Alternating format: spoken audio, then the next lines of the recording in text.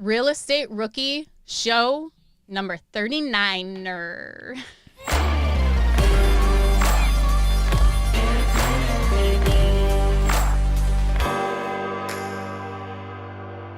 I am Ashley Kerr, and did you guys hear that? What do you come from a walkie-talkie? Did I get a niner in there? I have no idea what's happening right now. Wait, I have to introduce you first, Tony, and then I'm here with my co-host, Tony Robinson, who has no idea the Tommy Boy quote. It was so heartbreaking. Yeah. So tonight he is going to watch Tommy Boy and get to know all of the Tommy Boy quote. All right, consider it done. Yeah. This is my commitment to you as partners. Okay. I gotta go, Tommy Boy. All right, Yeah. done. Just repeat it 10 times until you can quote the whole movie with me. Okay. So what's going on? What's new with you? I think I saw on Instagram you might be selling some property. Yeah, so me and my partners, we're actually liquidating almost all of our long-term rentals in Louisiana. We're pivoting to the short-term rental game. So we've listed 3 of our properties. 2 of them have already sold. Wow. And then actually, yeah, we just found out that on the 4th property, the tenant, they had a 2-year lease, but they're leaving early. So they're terminating the lease early. So they're going to be leaving at the end of November. So now we're listing that one as well. So we're going to take all the profits from those long-term rentals and just dump it into some more short-term rentals. And we don't really know where yet. It might be Tennessee, it might be California, but we're excited either way. Yeah, But that's what about really you, awesome. Ashley? What's happening in upstate or Buffalo or West New York? Sorry, I always forget where you're at. All 3 of those work. Yeah. So just so you know, like people in California are like so geographically challenged. Like I know California, I know Nevada only because Vegas is so close to us. I know Yeah. Florida down here. Everything in the middle is kind of like a blur. And Yeah, I know yeah. New York City, but like if you go like anywhere over here in New York, I'm lost. So Yeah. and that's everybody in California. Well, when I went to Europe once, like with my friend's family and stuff, and people would ask where we were from, he's like, don't say New York. Say Niagara Falls because they'll just automatically think you're from New York City. I'm like, okay. And that There was you like go. the first time I learned, like, when you say New York, people just automatically think New York City The most of the city. time. But Yeah. today is actually really exciting for me. Today, it is the grand opening of my liquor store today. So we Congratulations. opened. Thank you. We opened like 3 weeks ago, just doing like a soft opening, no advertising, stuff like that. So today is our grand opening. Yeah. So That's we're gonna exciting. we So have a are winery you- coming in to do a wine tasting, and I was gonna say, are you like cheersing some strong liquor tonight, or what's happening? How are you guys I don't know celebrating? about that. I know we're doing a ribbon cutting. The Chamber of Commerce Okay. is coming. Yeah, There the you mayor. go. So Okay, exciting, That's yeah. exciting. But today we have a really exciting show too. We do. Tony is going to take over introducing this host because I I can't even enunciate realtor correctly. Everyone always says There I you says go. realtor. So go ahead, Tony. You can Yeah. So introduce today we Thomas. have Tom Tsitouridis on the podcast, and Tom is Greek. So that's why the last name is what it is. But Tom was great. I loved his energy. I think he had a really cool perspective about getting started in investing during the time when a lot of people were shying away, right, during COVID. And he didn't buy 1, not 2, but 3 properties during this year. And he talks a lot about how he made that transition happen. Yeah, there were so many great topics and just things he does that he covers. So he talks about partnerships, automating his businesses. He owns a construction company that's just automated. He's like, yeah, that's taken care of. So I have all this free time to manage rental properties. And now he's automating that, and just listening to the goals that him and his partner have. And his partner is actually going to move back to Greece, and they have it all set up to make that happen. And how Thomas is going to just run his property management company. So really great stuff. So let's bring Thomas on. Thomas, welcome to the show. Thank you very much for being on the Rookie Podcast today. Can you start off and tell us a little bit about your background and how you got started in real estate? Perfect. Thank you for having me today. So my name is Thomas. I'm from Queens, New York. I was actually born in Greece, came here when I was about 3 years old. I quickly got into real estate and construction just through my parents. My parents became a super of a 62 unit building when I was about 6. So I've always helped manage, take out the garbage. I've taken out more garbage than I can count, shovel all the snow and stuff like that. And then my father also had a plumbing business. So at 13, I started working for him on the weekends and summers when I wasn't in school. And then I quickly learned the business and was just fond of working with my hands. And then eventually high school came around, and it was make a decision. What are you going to do? I didn't want to go to college. I wanted to pick up the plumbing business, and I like to draw. So I went into architecture. I got a degree in architecture. After college, I worked for a construction manager, and I helped the guy build his business. I was there for 5.5, 6 years, helped him grow it to about $8 million. And then I got laid off. So I quickly was like, okay, construction management, I like doing this. I'm going to continue to do this. I went to work for someone else for 6 or 7 months, and I was like, nope, I'm doing it for myself. So I opened up my own business, and now 3.5 years later, we have our construction business, and we're just realizing that we need some sort of passive income, something that comes a little bit easier. So earlier this year, we bought our first property, just kind of going into it head first, not really knowing that much, doing a little research on BiggerPockets and other areas just to see what we need to do. And right now we own 3 two-family homes in upstate New York. Awesome. So when you say we, is that you and your spouse, your partner? Who is that? So my business partner in Tomac Group, that's our construction company. We own the construction company, we own a millwork company, and then we own the 3 properties together. Very cool. Very nice. Yeah. And how did that partnership form? Because you said, you had worked for other people and then you wanted to start your own business. And right. We all love hearing about partnerships and how to make them work and how to structure them. So would you dive into that a little bit for us? Yeah. So when I was working for the first construction manager, my partner was actually my tile installer. So I gave him his first job in America when he came here. It was his biggest job. It was like a $30,000 job. And we grew a relationship together.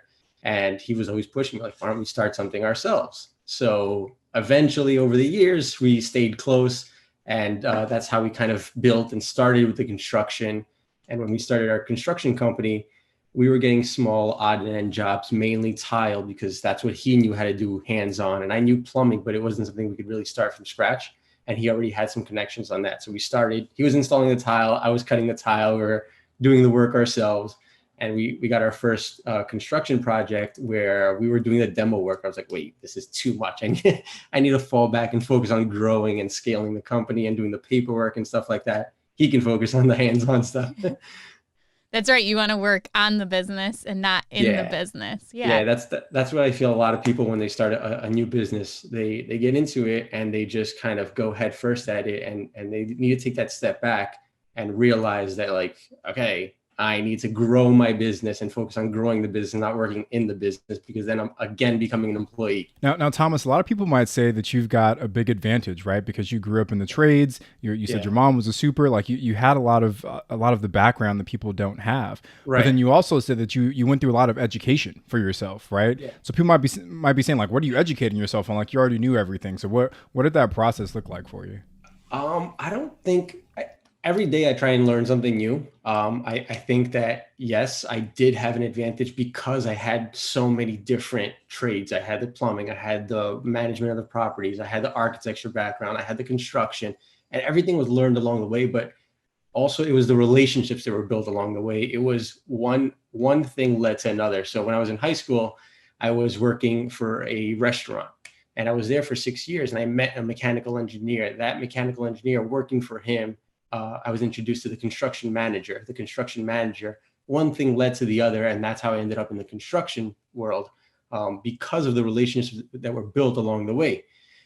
So a lot of people do have to educate themselves, but they still need to kind of go at it head first sometimes, because I don't know everything. Real estate was something that I got into. Yeah, I had the property management side of things, but I didn't know the financing side. I didn't know how to find properties. I didn't know where to find properties.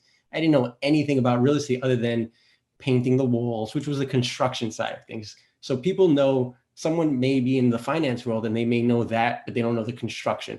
So you have to learn everything along the way. You have to be open to growing along the way, and just kind of gathering a good team and good fundamentals around building pretty much everything you need to own a piece of property. Well, even if you have the tools, there are so many people that have them and don't take action. Right. That what hangs me up when people say, oh, well, he had this background or he got this growing up. Well, so many people have those and don't take those as turn them into opportunities to build a real estate portfolio or to actually take action on those things. So that's awesome that you did, and you used the skills and the tools you had to start build your portfolio. Do you want to tell us about your first deal and kind of get into that? My first deal, again, our 3 properties are in upstate New York, Dutchess County. I Googled Dutchess County or upstate New York real estate broker. First guy that pops up, I gave him a call. And we set up a meeting. He showed us 6 properties the first time around. And we made an offer on 2 of them. And the first property that we got was the one of the 6 that we saw that day. And it was asking price was 205. We offered 180, I believe, and then we actually got it closed at 190. So that's a 2-family, 3-bedroom, 1-bathroom over 3-bedroom, 1-bathroom, and it's upstate New York. So you mentioned earlier that you didn't have like the analysis side of real estate investing down. So when you're talking with this broker, when you're looking at these properties, when you landed at, what was it, 190, how did you know that was a good price to pay? Like, how did you know that this checked all the boxes? Again, I think it goes back to building relationships. It's the broker for us has been the most important person in our real estate journey so far, because he has been the person that I lean on to ask him, oh, how much do you think this can rent for? How much is it renting now? Can we increase it? What's a property this size selling for? So again, I like to use realtor.com. That's just a basic tool I use. You go online, you click on sold prices of properties, 3-bedroom, 1-bathroom, and you see that they sold for 250, 220, whatever the case is. And you have the information from the broker, and you have to kind of gather information from your team and do your own research, and then make a decision at the end of the day. So you have to lean on people, but you also have to have your own opinion on what to do. And I would encourage everyone that's listening, right? Like there's so many tools out there to run analysis. Like BiggerPockets has, like, I love the BiggerPockets calculator. They've now got the BP Insights. There's a lot of different ways to kind of pull in information and start running them through the calculator. And then, like you said, Thomas, if you have a network of folks that you can lean on, you can say, hey, here's what I thought about this property. What do you think about it? And kind of use other folks to sanity check. If you're giving them all the information too, you're not like, hey, I'm looking at this property. Does this make sense? Where if you're running it through the calculator, you're giving them maybe the listing, you're giving them the report, you're doing all the work, just having that second set of eyes to look over it. It might take an experienced investor 5 minutes to do, but it's so worth asking for it. I wouldn't ask them to do all the actual work for you, but, handing them everything all set. For sure. Yeah, and along the way, you start on a piece of paper because you don't really know what you're doing. It's like, okay, what are my taxes? Oh wait, I have to pay taxes up front, or I can not roll them into escrow. Like, you're learning these things, and when I say you have to go into things sometimes head first, is because after you complete that first deal, you understand taxes, insurances, the finances. You understand how to find properties. Just that one deal, you gain so much knowledge than reading a book or looking online. If you don't actually take action, like you said before, you're never going to buy the second property, the third property, the 10th property. Yeah. Was this, I'm assuming with your background that you went after something that needed a little bit of work. Like, was this a fixer-upper? Was it a BRRRR? Was it a turnkey? Like, tell us about the property. So we, our goal is buy and hold. So we're looking for BRRRR properties, but we're not looking for something that it's in really, really bad condition, just because the properties are an hour and 40 minutes away from where we live and where we operate our construction business. So we are buying properties that do need some work, but we're focusing on properties that the rents are much lower than what the market, the fair share market is. So our first property, the rents for the 3 bedrooms were $1,200 each. And $1,200, we saw an opportunity that market was able to get for a 3-bedroom $1,500. And it needed some very minor repairs. So we are focusing on buying properties, not really concerned on the purchase price, but more on what the value is in the increase in the rents. So we're seeing that the 3 properties we have, after we fix the properties, after we get some new tenants in there, we can raise the rents to fair market, which is 30% plus. So for this first property you did, what were the rents when you purchased it? And then what are the rents now? So they're $1,200 a piece. And we purchased this in January, and then obviously COVID happened. So we didn't want to remove the tenants because we're all human. I'm not looking to put someone out of their house right away during COVID. So they're $1,200. We can increase these after we fix them up to $1,500 each. So that's huge because our numbers are just it should be around 16% return on our investment for this property, and along with all three of our portfolio pieces. When you purchase this and you're ready to raise the rents, and I know COVID kind of threw this for you, but what process do you take to do that? Because a lot of people are, they don't want to raise the rent, especially by that much to these people. Do you, give them the option of moving out or raising the rent? Do you send them a letter? Do you talk to them in person? How do you go about approaching that? We try and take it on a human level. Like we understand that COVID is going on. We understand that we're not looking to put people out on the street. We tell them that we bought this property. We're looking to raise the rents. We give them the required 30 days, 60 days, 90 days notice. Like, hey, you can stay, but you have to pay the increased rents. And we're not going to do it without fixing your apartment, because obviously when we're trying to bring it up to fair market value in terms of the rental, but we're also bringing up the conditions of the space to be to fair market value. And just so everyone knows, in New York State, when he mentions the 30, 60, or 90 days, he's not saying that it depends on the tenant, if he's going to give them 30, 60, or 90. It actually depends on how long they've lived in the property, how much notice you have to give them. So the longer they've lived there, you might have to give them 90 days notice on the rent increase. Right. And we actually got lucky on our second property that we bought, which right now is our best property, because we bought it vacant. So that was a 4-bedroom, 2-bath over 2-bedroom, 1-bath. And that was vacant. We actually sent our crew up there, our construction crew, for a month. They lived up there. And it cost us $15,000 to renovate the entire property. Wow. Well, so I want to dig into that a little bit more, right? Let's talk about the rehab on that first property. Now, I'm assuming because of your background, like, you managed everything, you managed all the subs, or did you have a general contractor? Which one was it? I managed my partner. Got it. Okay. Now, I think something, Thomas, that a lot of new investors struggle with is how to decide how much rehab to do. Right. Because like you said, you saw that the rents were undervalued. They were at 12, you could push them up to 15. But what happens if you over rehab and you spend more than the value that you get back? So how did you manage that? How did you decide how much rehab to do? I think the best thing to do is to look at other rental properties that are renting for that $1,500 mark. So if these are renting at $1,200 now, you look at the $1,500 properties and you see that they're not putting in a Viking stove. Right. So you're going to go into something that's close to what is renting now in the fair market value. And you see that I need to minimize this as much as possible to give me the biggest return. And I think a lot of people face the issue where, yes, I do have the benefit of having a construction company and I can send my guys up there. And a lot of people try and do things themselves instead of sending it out to a contractor or a handyman or whatever the case is. What's more important than money is the time, right? So the only reason it worked for me is because I do have the crew, because I am in construction.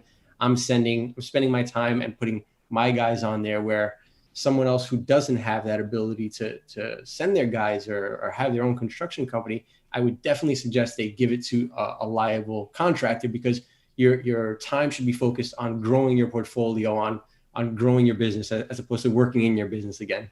I love that. So when you talk about growing your business, right? Like, and you mentioned this earlier, that you stopped cutting the tile because, that wasn't the best use of your time. Right. How do you and your partner determine who's going to focus more so on like which piece? Because I feel like that's something that a lot of people get stuck on, is how to divide those responsibilities. So I've always been good on the paperwork side of things, the sales side, the client facing side of our business. So in terms of our construction company, I am the person that is in front. I am the person that does the estimating. I do the sales. In terms of our real estate business, I am also the person that finds the property, figures out the financing, the taxes, the insurances, everything to get it basically ready to purchase. Once it's purchased and ready to be renovated, I hand it off to my partner and tell them, okay, here are the paint colors. Here's this. Go do it. So you have to have a balance. Like, if you're working with a partner, one person needs to complement each other, because if one person does the same thing the other person does, you're going to slow yourself down. You're going to cross each other on one thing that the other person can handle. So you need to figure out what works for each person and each person focuses on their task so they can kind of move forward with the project. Do you guys have any kind of alignment meeting, quarterly meeting? What do you guys do to kind of stay together? Or is it just like a group text you have going on? I mean, without even speaking with my partner, we're pretty much on the same page. Yeah. But he knows that his main goal is to push the project, whether it's our construction business, whether it's our real estate business. The faster that we finish, the faster we make more money on our projects, the faster we get a tenant in there, the faster we make rentals. So his goal is strictly to push the projects. And if I see that he's slowing down a little bit, I got to give him a little nudge. That's where I have to come in. But we complement each other in that sense, where that's what you kind of have to separate, divide and conquer in a sense. I want to talk a little bit about the rehab portion, right? Yeah. How did you finance that part of the deal? Was this part of your loan? Was this just savings that you have? Walk us through that piece. Yeah. So we are in the construction business in New York City. So we took our profits that we've collected over the last 3.5 years, and we've decided to put some of it into our properties. So every single property that we own, which is the 3, we've put 25% down. 25% down to start, and we do usually a adjustable, an ARM loan. So our first one was a 10-1 ARM, our second one was a 6-1 ARM, our third one was a 5-1 ARM. Can you explain what an ARM is for everyone, please? Yeah, it's an adjustable rate mortgage, right? So you get it at a 10-year ARM. Let's say it gets adjusted at 10 years. So you can we're paying 3%, I think, on our first one. So 3% up to 10 years. After that, it can go up. It probably will never go down. But in our sense, we're seeing that we're looking for BRRRR properties. So we are going to refinance. So we don't care that it's a 10-1 ARM, 5-1 ARM. We're looking for increased cash flow, so the lowest mortgage payment on a monthly basis, so that when we do go into the refinance process of the BRRRR, we are looking to increase if the mortgage gets increased, that's not what we're concerned about. We're concerned about a lower cash flow to get us to where we need to be to refinance the properties. And with the ARM, so you start out with your fixed, and then it switches to variable interest rate. What is your timeline to refinance these properties? So you said you have, a 10-year ARM on one. When do you actually want to go and refinance them? So our second property is actually in the refinance stage now. We should be closing maybe in a week or two. We bought it in April. Okay. So we bought it in April. We fixed it in a month and a half.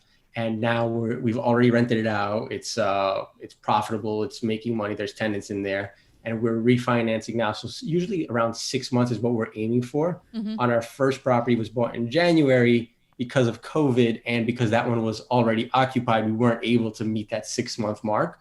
But we're now starting to give the tenants a little nudge, like, "Hey, we want to fix the property. You got to either stay." Yeah. What does this refinance look on property number 2? So what are the terms? All of our properties are commercial. So that they all have their own LLCs. We're not buying anything under our personal names, but we are backing them personally. Mm-hmm. So our second property that we're refinancing was a 6-1 ARM, 15-year with a 30-year amortization at 3%. So that we're refinancing now at 4.25%, I think, but that's because it's a commercial loan. So the commercial loans tend to be a little bit higher on the interest rate. And what we're losing, I believe, is around $200, $150 on our net operating income on this property. But when you look at it, the amount of money that you're losing in cash flow on this property, it would take us 9.5 years to get that back from the property. So we're getting around $40,000 back on this refinance. And it would take us 9.5 years to get that $40,000 if we didn't refinance. But even with the refinance, what made you decide to go with the commercial loan as opposed to the residential? Is it because the size of the property, or just you guys felt more comfortable that way? Or it was just a liability thing. We structure our businesses in a sense they're all owned by a holding company. So we have different ways of structuring each and every entity so that it's its own LLC. Everything is separate. We're not really concerned about the higher interest rate, although we could probably get a point and a half shaved off if we did it under our personal names. We just wanted to keep everything separate, everything its own business, everything completely separate because we do have other businesses. I have my own businesses on the side out of the construction as well. So we want to just keep everything separate. I have found one bank that will actually do an LLC on the residential side, but the interest rate, so this was, I think, 3 years ago, where maybe like a normal interest rate was around 4%, 5%. Right. This one was at 7.375%. Like it was, we did it because it was a 25-year amortization, but now the commercial side, you can find commercial loans that are amortized 20, 25 years that it just didn't make sense with us to use that bank anymore to try to get an LLC on the residential side. So what are the terms of the commercial loan? You said the interest rate, but what's it amortized over? It's amortized over 25 years on the refinance. And that one, I think we also did a 5-1 ARM.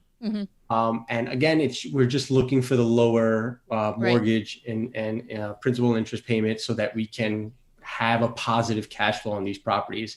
And we do see that after we build a certain size portfolio, maybe 4 or 6, we're going to start paying these down. So this is our first refinance. All of the cash flow that we're seeing on all of our properties, we're going to pay down on this one so that we can kind of get out of this rat race, right? So everyone's in this rat race and we want to start paying these properties down and kind of start building again after we pay these off, because it's good up until a certain point. You don't want to over leverage yourself as well. I want to change gears just a little bit, Thomas, and talk about like the tenant management side. So you'd been in the construction space, but you'd never been a landlord before. Right. What was that process like inheriting those tenants? It was tough. The first week that we bought that first property, 2 days later, I get a call at 11 o'clock at night. The tenant's like, it's leaking through the roof, the bathroom. I was like, oh my God, I'm selling the property. I'm done. I'm getting out of real estate. And it was like a minor issue. The wax on the toilet was loose and like the tenant flushed the toilet and like water was coming down.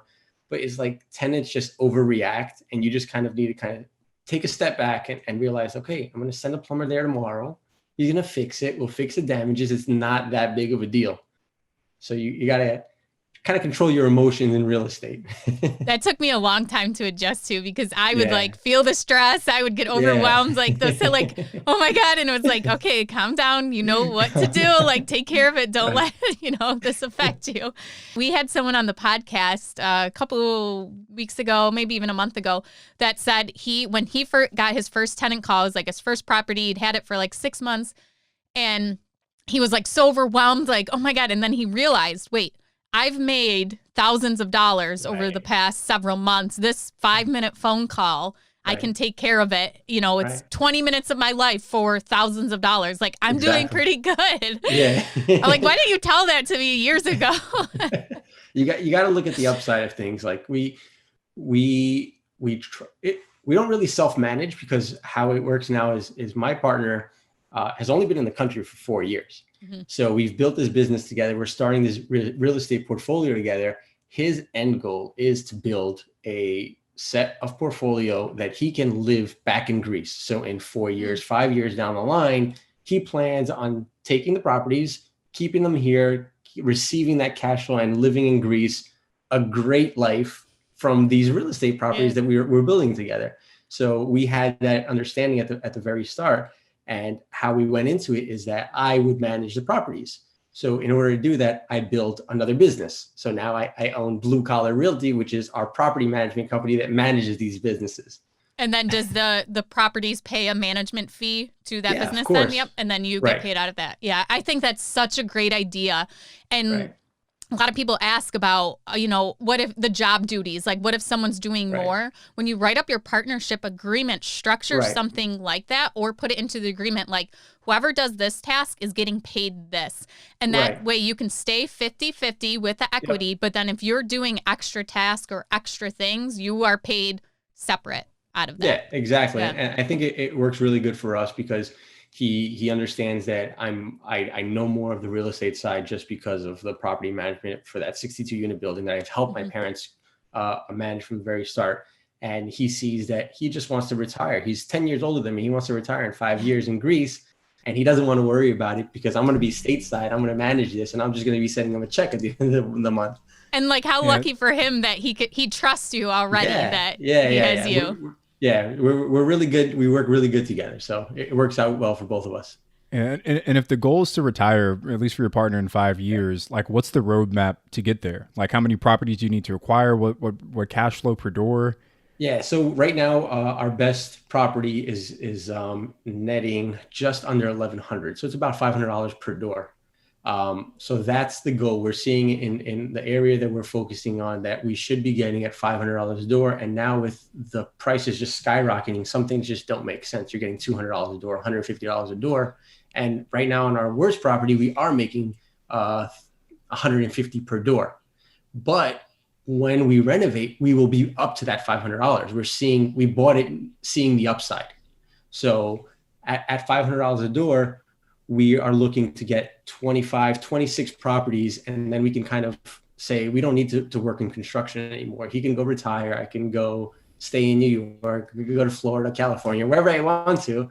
And we're fine because we'll have that positive cash flow. Or when you do the refinance, are you pulling all of your money back out of the deal? Because you put the 25% down. Are you taking that back when you refinance, or are you leaving some money in? So on this second property, which we're refinancing, we're leaving $5,000. So we've invested the down payment, 25% was like $45,000. So 40,000. At the end of the day, closing costs, we're really getting like 35. That's awesome. 35,000 is like 7 years to build. Yeah. That's awesome. Now you bought your first property, you said in January of this year, right, Thomas? And you're up to 3 properties now? Yeah. So our goal pre-COVID was 10 this year. Yeah. But I think but that's important to call out, right? Is that there were a lot of people this year, Thomas, who had the same goal of getting their first property. But when COVID hit, a lot of people kind of pulled back. What was it like? How did you kind of coach yourself through that to kind of not get scared off of continuing to grow your portfolio? I like to always look at things long term, right? So especially a buy and hold strategy, you're not looking to sell this in a year, 2 years, 3 years.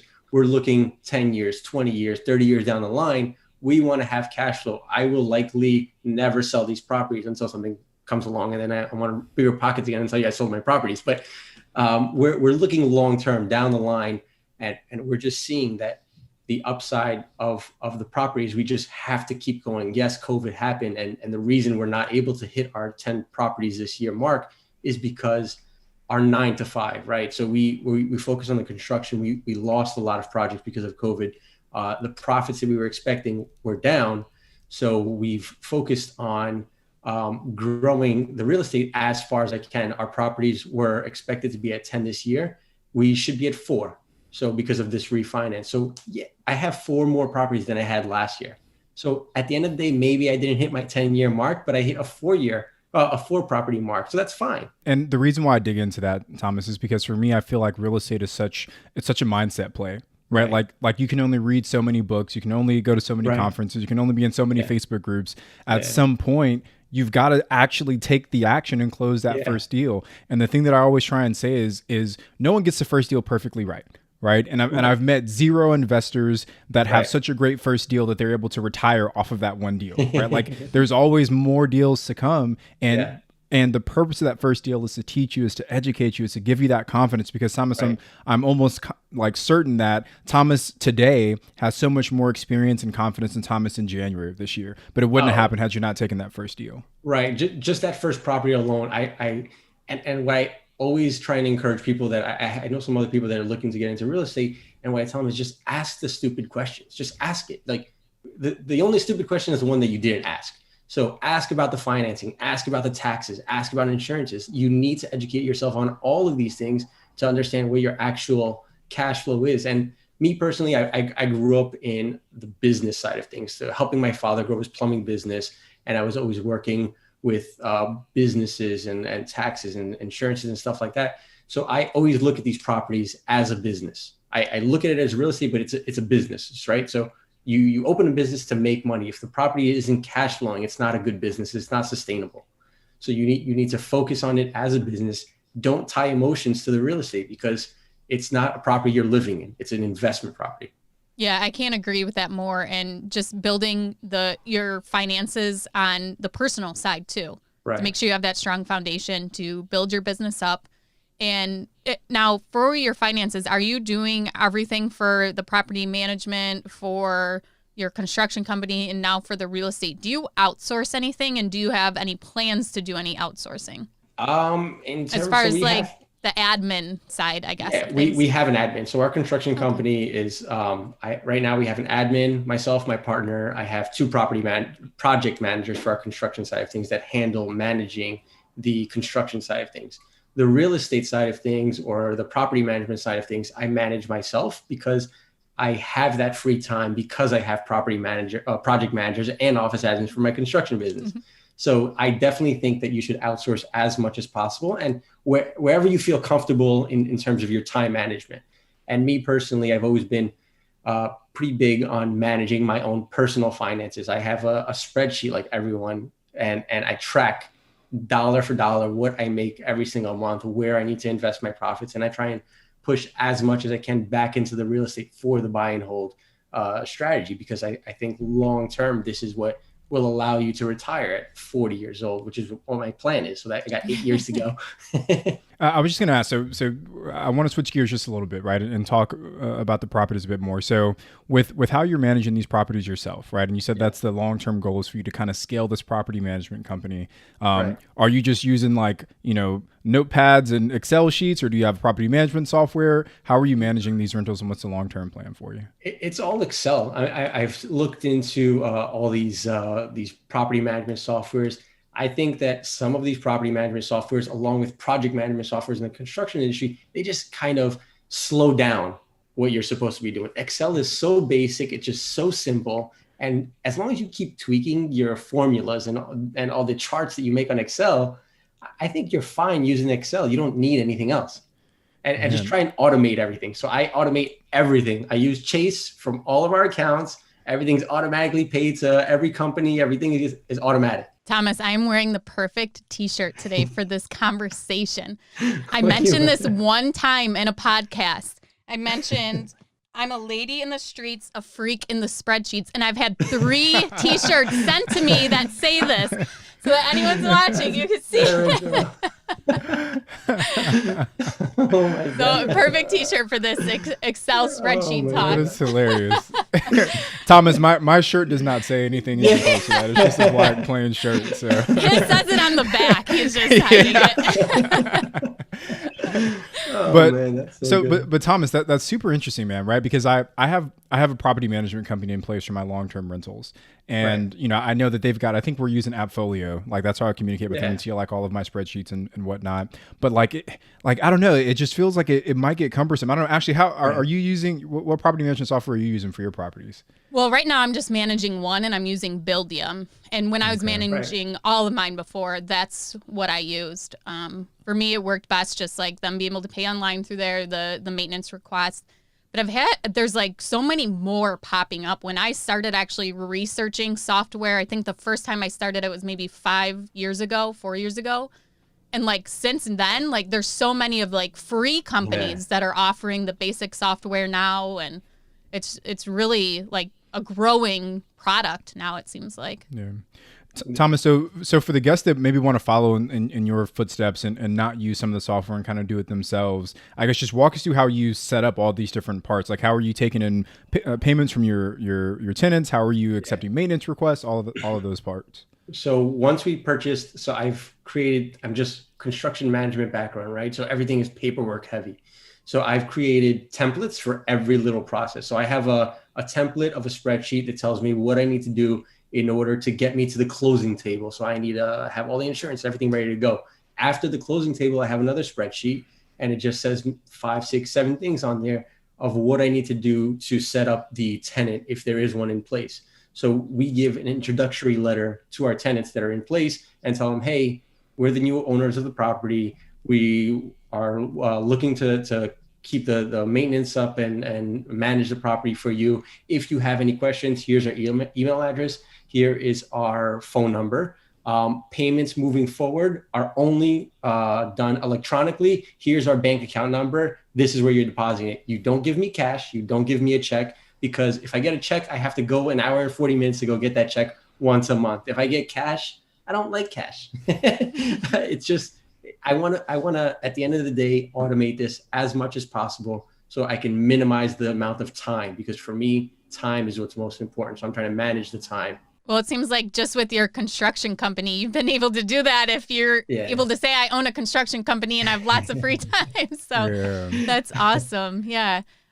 Let's move on to our next segment here. So this is where we want to ask you about someone who has been very valuable to you, your most valuable player on your team, and has really helped you grow and scale your real estate business. So who is that MVP? Hands down, big awards go up to our real estate broker in upstate New York. Yeah. He has been by far the best asset for us in our real estate journey. He's helped us find insurance people. He's helped us find attorneys. He's helped us find inspectors for the properties, handyman, any questions that we have in the area, because he's in the area. He has always been helpful finding appliances. Anything we ask him first, and then we'll do our research. I want to ask Thomas. So if I'm a new investor and I'm reaching out to this broker for the first time, what does that dialogue look like? Like, how did you get this broker to take you seriously and show you around town and take you all these different properties? What do I say? I told him that we're a general contractor in New York City. We're interested in buying some properties in the area. We have no idea what we're doing, and we're looking for someone to join our team and kind of guide us through the process. And he was, if you're a good real estate broker or you're good in the position of what you do, I think that you should be open to educating whoever you're working with. So he was very open in showing us these properties and telling us, hey, this is selling for $200,000. You can fix it up for X amount of dollars and make another $50,000 in equity, or whatever the case is. You have to be mindful of who you're dealing with. So someone like me, if I see a beam falling down on one of the properties, it's okay. It's another construction project for me. You know what I mean? But someone who doesn't have that construction experience may walk away from that deal, which is totally fine. You may need a turnkey property in your case, but you have to go within your comfort level. So when a lot of people have told us that when they research, a team out of state or long distance, they call, 10 to 20 people. Do you think you just got lucky that, the first 100%. Person you pulled on Google? 100%. What are some things that drew you into him? That, you said he educated you, but what would have been some things that turned you off where you would have went down to call the next person on the list? For us, we called the first person on the list. We had a phone conversation, just a quick, casual phone conversation, and he was just very welcoming.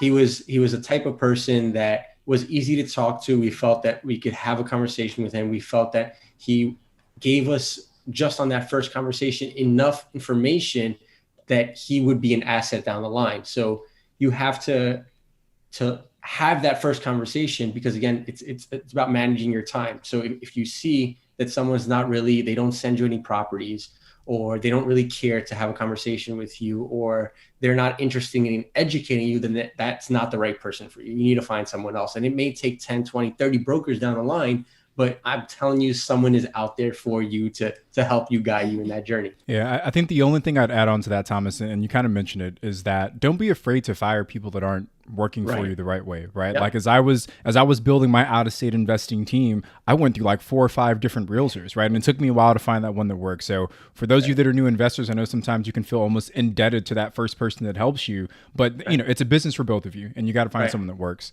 So Thomas, I want to take us to the next segment here. This is our rookie request line. With your construction background, a lot of folks kind of want to dig into your psyche and understand how to make that work. So our question today. Good morning, guys. Thanks for the opportunity. My name is Richard Kelly. I'm actually in New Orleans, Louisiana. And my question is, what is best typically, or what do you recommend in regards to construction? Is it better to go with a general contractor, or is it better to use subcontractors for the entire project? Thanks so much. Hopefully you guys can answer for me. It depends on your time. If you have a 9 to 5 and you can't manage the subcontractors, then I say give it to a general contractor. But it's again, building those relationships and finding the right general contractor. You're not going to find, you may find it on the first shot, the best general contractor for you, because every person is different. But if you have the time to manage these subcontractors, I do this every day in construction, then that's definitely a good option for you. Manage the subcontractors, you'll save money, but you need to understand that your time has to be invested for it to work properly. If you don't have the time, then I suggest you definitely give it out to a general contractor. and you don't have to manage them as much because that's what you're paying them for. And for me, right, again, I built my first long-term rentals, or I purchased them out of state. So I knew for me, one, I have a W-2 job and I'm buying stuff that's several states away. I knew it was going to be very difficult for me to effectively manage a bunch of subcontractors. So I knew going in that I was going to have to pay a premium to have a general contractor kind of manage that whole process. So to your point, it's really about what your situation is and what works best for you. Yeah, every person is different. And for us, we just saw that obviously we have the construction business. We already manage people. We already manage subcontractors. It just made more sense for us to do that. But we've also considered even being a general contractor, because it is almost 2 hours away, getting a general contractor out there. But the prices were just, it's what I would charge as a general contractor. It just didn't make sense. Yeah, no, I love it, man. So we want to ask you a few more questions, Thomas, to get to know you just a little bit better and for our guests to get to know you. I know what I've got, but actually you put me on the spot last time, so I'll let you go first this week. Well, the first thing is that a fire alarm going on? Yeah, should we be concerned for you, Thomas? I don't even hear it, honestly. You don't you're just so used to the noise. I'm just used to the whole commotion going on. Yeah.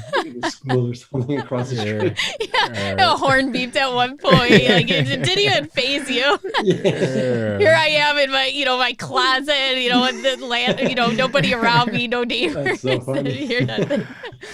So Thomas, what is your morning routine? Do you have anything special you do every day? Maybe even an evening routine? Is there something you do daily that you think has really helped you excel in your businesses? Yeah, I mean, I wake up at 5:30 pretty much every morning. I'm a morning person. I like to wake up. I used to go to the gym, but I have 2 kids. I have a 3-year-old. I have a 4-month-old. So I don't really go to the gym anymore, but I still wake up at 5:30. I read maybe for an hour, half an hour or so. And then I like to get into my emails right away. I'd like to work out if I do have some time. But now with my son in school, kind of got to bring him to school in the morning. So it's a little tricky. Just a follow-up to that question. What kind of books do you read? Are you reading business development, real estate, or are you reading romance novels? What is it? So right now I'm reading the 4-Hour Workweek. I've already read Traction, Rich Dad, Poor Dad, How to Win Friends, Influence People, Think and Grow Rich, Make Your Bed, and don't laugh at this one, but subtle, what is this called? The Art of Tidying Up or something. Awesome books. I've read most of those actually. Yeah. Yeah, it's so funny. Like the Art of Tidying Up, I think that's Marie Kondo, right? Yeah. They have a Netflix too. Yeah, I saw the Netflix show, and like all of it, like if you open my drawer for all of my T-shirts, they're all folded in that like little crazy way that she folds everything. My fiance thinks I'm a psychopath. She was like, no one folds their shirts that way. So Thomas, my question for you, brother, is your father built this business, right? But you decided to go a different route and kind of build your own business. Just what was the thought process behind that? Like, walk us through, like, why not inherit the family business? What made you kind of take your own path there? So I, at first, again, I didn't want to go to college. I just felt it wasn't for me. I liked business. I liked growing a business. I liked working with my hands. And my mother was always the type of person to be like, learn a trade that you work with your hands, and you always have that to fall back on it. And my father was always the type of person where he would push me and be like, no, you need an office job. You need somewhere where you're safe, you're indoors, you're making more money. You don't want to do this. So they said the opposite of each other. Yeah. So it's like, I'm so confused. So I went to school for architecture because like I saw that as a better opportunity. I saw it towards what my father was saying. But I didn't really want to be locked in an office and work on a computer all day. I enjoy the construction process. I enjoy the real estate process. It's just, I like being hands-on, and I wear a hoodie and a t-shirt to work. I'm not the type of contractor that goes with a button down and dress shoes on, because I like to get my hands dirty. I like to work. I like to be the person that is running a job and pushes a job. And I'm not the type of person to wear a suit. It's just not who I am. Yeah. Well, you got to know yourself, right? And you got to find the path that works best for you, man. It's all right. So Thomas, man, it's been like an absolute pleasure. I feel like you've dropped so much knowledge for the guests, for myself. If people want to get in touch with you, where's the best place for them to go? Instagram, Tom, Tomridis. I did everyone a favor. I didn't put Thomas Tsitouridis because no one can say that. So follow me on Instagram. Ask me any questions. I want to help. Like I only have 3 properties, but anything I can do to help anyone, I'm there. Just slide into my DM. Well, thank you so much. We really appreciated having you on. This has been really great. And just that, talking about your partnership, how you're automating systems, your property management and your rentals, that's so awesome. So thank you very much for joining us. Thank you. I appreciate it, you guys. It's been fun. Yeah. Well, that's our show for today. I am Ashley Kerr at Wealth from Rentals, and he's Tony Robinson at Tony J. Robinson. So make sure you guys join our Facebook group, search Real Estate Rookie on Facebook, and then you can find out some more about Thomas and some of the things he mentioned at biggerpockets.com/rookie39. Thank you so much, Thomas. Thanks, guys.